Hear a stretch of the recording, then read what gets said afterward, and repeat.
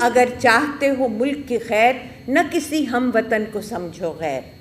हो मुसलमान उसमें या हिंदू, बौद्ध मज़हब हो या हो सिख बंधु। तो हम इसलिए इस मुल्क में रहते रहेंगे कि ये हमारा मुल्क है, ये संघियों का या आरएसएस का मुल्क नहीं है। उन्होंने इसको आज़ाद नहीं करवाया। सत श्री अकाल। अदीब भाई का हुक्म था कि आऊँ, और जाहिर है क्योंकि गुड़गांव के लिए मैं ख़ास तौर से मेरा दिल बहुत ही गुड़गांव मेरे दिल के नज़दीक है, क्योंकि मेरा वतन भी उसके नेक्स्ट डोर है, यानी पानीपत मेरा वतन है। तो मैं इसलिए भी यहाँ हूँ। और जो अभी अदीब भाई ने कहा और बाकी आपके जो स्पीकर्स हैं, सारी बात उन्होंने खोल के रख दी।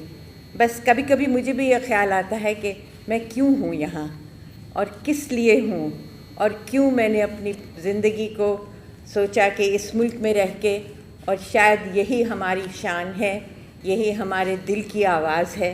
पूरे बैनुल अक़वामी सतह पर यहाँ के ह्यूमन राइट्स बहुत बड़ी चीज़ समझे जाते थे, जिसके लिए जैसे अदीब भाई ने कहा, गांधी जी ने अपनी जान दे दी, जवाहरलाल नेहरू ने अपनी जान झोंक दी, मौलाना आज़ाद हर महाज पे खड़े होकर उन्होंने इसकी बात की। ह्यूमन राइट्स क्या हैं ह्यूमन राइट्स।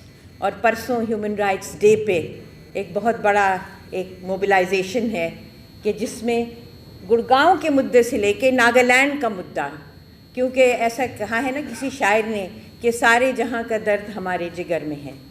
तो हमें गुड़गांव के लिए हमारा दिल खून है, तो वही हमारा दिल नागालैंड के लिए इस वक्त खून है।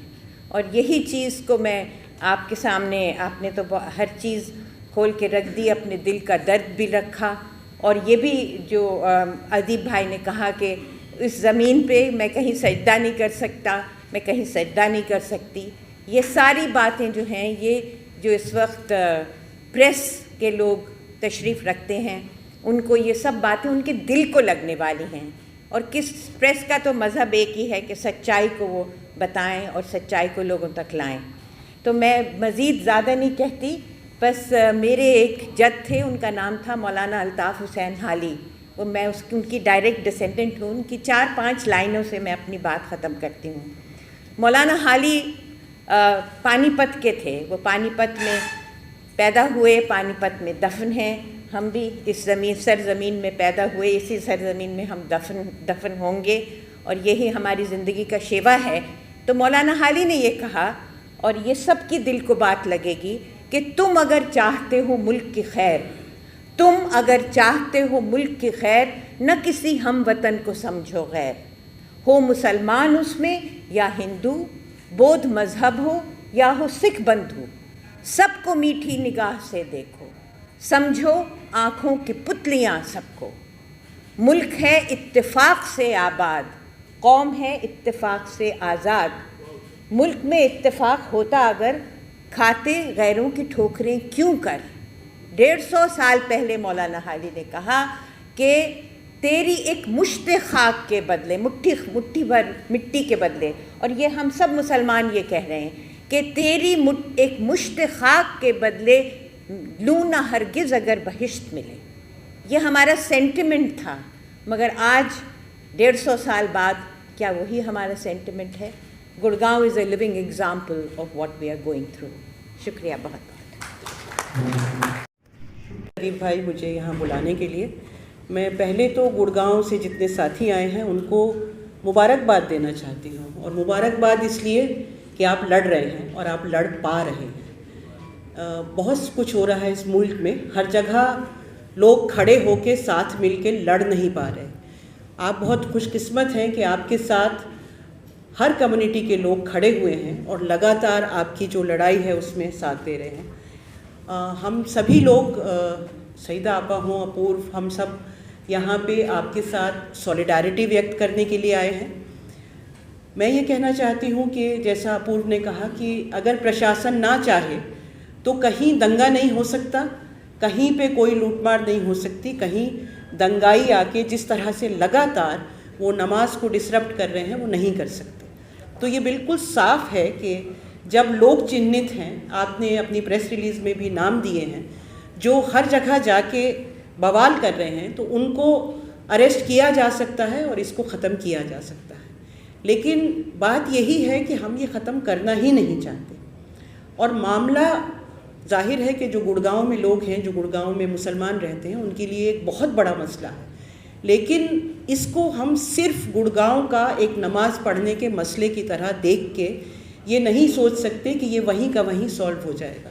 ये मसला जो पूरे देश में जिस तरह की राजनीति हो रही है, जहाँ पे लगातार अल्पसंख्यकों पे, दलितों पे, आदिवासियों पे, जर्नलिस्ट पे, आरटीआई एक्टिविस्ट पे हमले हो रहे हैं, जहाँ पे हर आवाज़ उठाने वाले को देशद्रोही कहा जा रहा है, जहाँ पे जो भी सवाल करे इस सरकार से उसके ऊपर यूएपीए लगाया जा रहा है, और उसको जिस तरह से भीमा कोरेगांव केस में लोगों को अंदर 2 साल से ऊपर डाल रखा है, उस तरह से हर एक आवाज़ के ऊपर ताला लगाने की प्रक्रिया हो रही है। और उसकी वजह सिर्फ ये है कि जो लोग सत्ता में बैठे हैं वो एक लोकतांत्रिक देश को एक फासीवादी हिंदू राष्ट्र बनाना चाहते हैं। उस फासीवादी हिंदू राष्ट्र बनाने में जितने भी कांटे आएंगे उनको कुचलने की कोशिश की जाएगी, और उसमें अल्पसंख्यक, ख़ास तौर से मुसलमान और ईसाई सबसे ज़्यादा हमले के रास्ते में आते हैं, सबसे ज़्यादा हमले उनके ऊपर होते हैं। तो अदीब भाई, आप कह रहे थे कि हम यहाँ क्यों हैं, ज़मीन पे क्यों रहते हैं, बहुत मायूसी से कह रहे थे। मैं ये कहना चाहती हूँ कि इन सब कुछ जो कुछ जुल्म हो रहे हैं, ख़ास तौर से पिछले 7 साल में, ऐसा नहीं है कि मोदी सरकार में ही आके कुछ ख़ास शुरू हुआ है, पहले भी होता था, लेकिन इस सरकार के आने के बाद ये सब कुछ बहुत बढ़ गया है, कई गुना बढ़ गया है। अभी तो नेशनल कमीशन ऑफ वीमेन का भी स्टेटमेंट आ गया था कि शायद 68% अटैक्स जो हैं वो महिलाओं पे बढ़े हैं इस सरकार के आने के बाद। सब कुछ बढ़ गया है, लेकिन उसके बावजूद इसी मुल्क में ऐसे लोग हैं जो अपने गुरुद्वारे भी खोलते हैं, ऐसे लोग हैं जो मुसलमानों पे हमला होता है तो उनको अपने घर में जगह भी देते हैं। कोई यादव साहब हैं, शायद उन्होंने नमाज़ पढ़ने की भी जगह दी, और ये हमें हिंदुस्तान के हर कोने से ये उदाहरण मिलते हैं। तो हम इसलिए इस मुल्क में रहते रहेंगे कि ये हमारा मुल्क है, ये संघियों का या आरएसएस का मुल्क नहीं है। उन्होंने इसको आज़ाद नहीं करवाया, आज़ाद करवाया था हमारे पुरखों ने, आज़ाद करवाया था भगत सिंह ने, जिसकी विरासत हमारे साथ है, हमारी पूरी जो फ्रीडम स्ट्रगल की विरासत है। और इस पूरी उम्मीद के साथ कि हम इन ताकतों को शिकस्त कर पाएंगे। अभी उन्होंने सिर्फ एक जगह उनको मुंह तोड़ जवाब मिला है, बंगाल में, लेकिन आने वाले चुनाव में उनको जवाब देना पड़ेगा।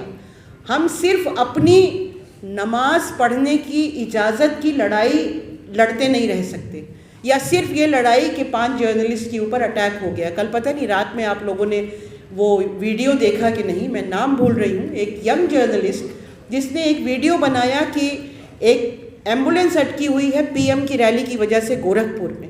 उसका एक रात में बहुत अर्जेंट वीडियो आया कि मेरे घर में पुलिस है, मुझे धमका रही है, मेरे घर वालों को धमका रही है, मेरी जान को ख़तरा है। तो अगर आप इतना भी बता दें कि मोदी जी की वजह से एक गरीब आदमी जान तोड़ रहा है एम्बुलेंस में, तब भी पुलिस आपके घर पहुंच जाती है। और हमको ये समझना पड़ेगा कि आपकी जो नमाज़ पढ़ने की आज़ादी है वो हर दूसरी लड़ाई जो लोकतंत्र को और संविधान को बचाने की लड़ाई है उसके साथ जुड़ी हुई है। तो जितनी और लड़ाइयाँ हैं उनके साथ मिल के लड़ना पड़ेगा, चाहे वो हमारे लाखों किसान हों, जो 700 किसान हों जो शहीद हो गए, या आदिवासी हों जिनकी ज़मीनें छीन छीन के पूंजीपतियों को दी जा रही हैं, या ईसाई हों, दलित हों।